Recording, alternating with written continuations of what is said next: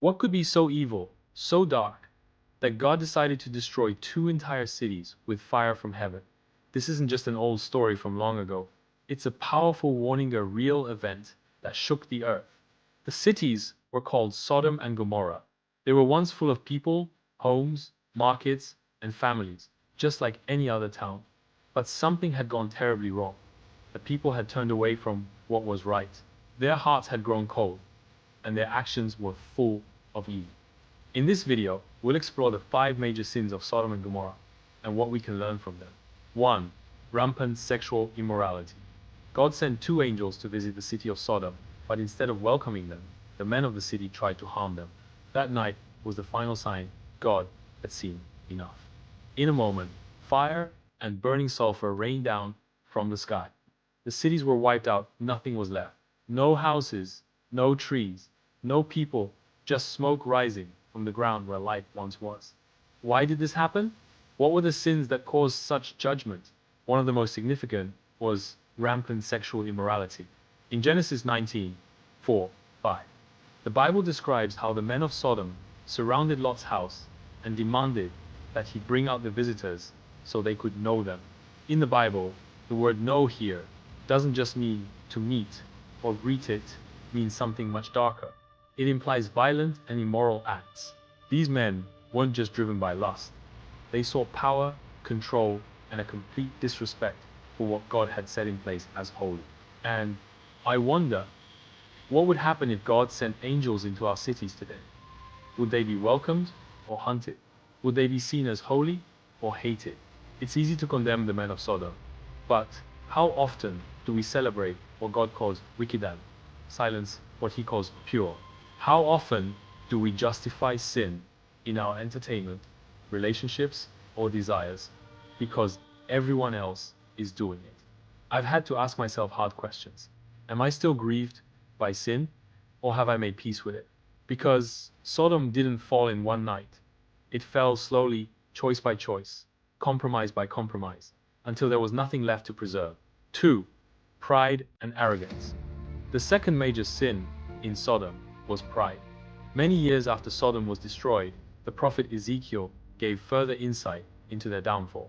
In Ezekiel 16:49, he writes, "This was the sin of your sister Sodom. She and her daughters were arrogant, overfed, and unconcerned.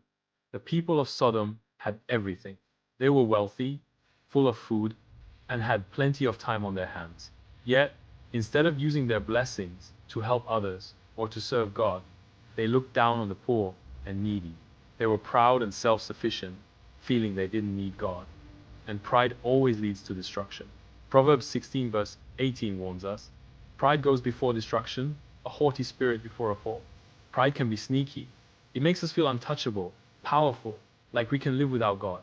Yet the Bible constantly warns that those who are proud will eventually be humbled. Babylon fell because of pride. So did Egypt.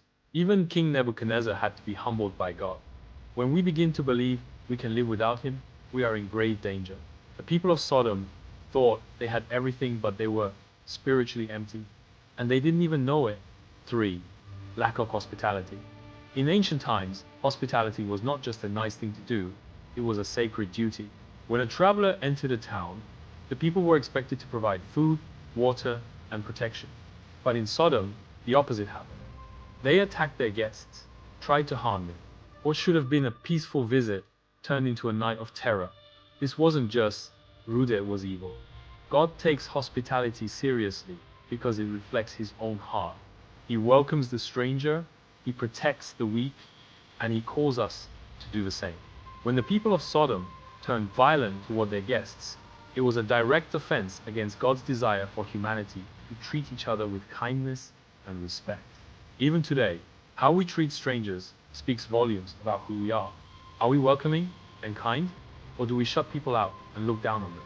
The people of Sodom failed this test badly. 4. Oppression of the poor and needy. Along with pride and immorality, Sodom was guilty of ignoring the poor and needy. Ezekiel 16:49 tells us that the people were arrogant, overfed, and unconcerned. While they had more than enough, they refused to help those who were struggling. This is a serious issue in God's eyes.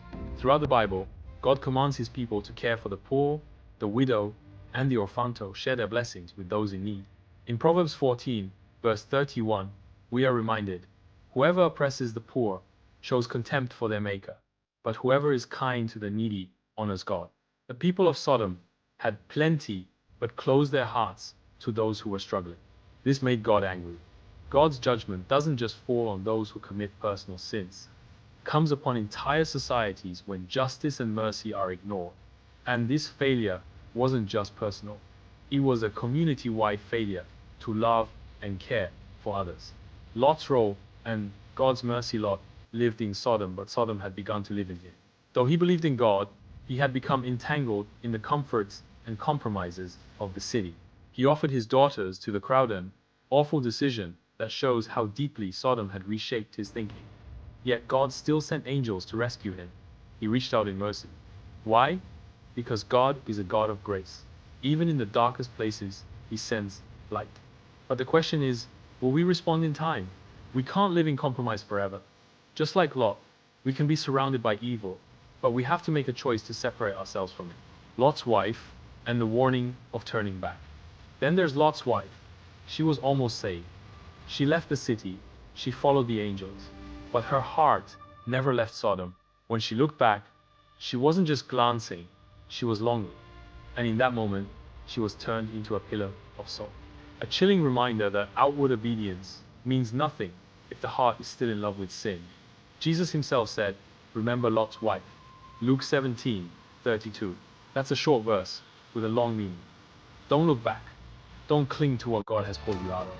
Don't make a home in what God is trying to rescue you from. Sodom was destroyed, but not because God is cruel. He is holy, he is patient, he is just. But he will not allow evil to go on forever. In Jesus, we find a better message. He didn't send angels. He came himself, not to destroy, but to save. Not with fire, but with blood. The fire fell on Sodom, but on the cross, the wrath of God fell on Jesus, so it wouldn't have to fall on us. That's the gospel. That's hope. But just like Sodom, the window of mercy doesn't last forever. The question is, will we receive his grace or ignore his voice? So I ask you as, I ask myself, where are we living right now? Are we standing with Lot at the edge of the city, hesitant to leave? Are we like his wife, still looking back? Or are we running toward the mercy of God, leaving the ashes behind? Lord, help us choose rightly. Help us run before the fire falls. If this made you reflect, don't keep it to yourself. Share this with someone you love, and let's keep the conversation going in the comments.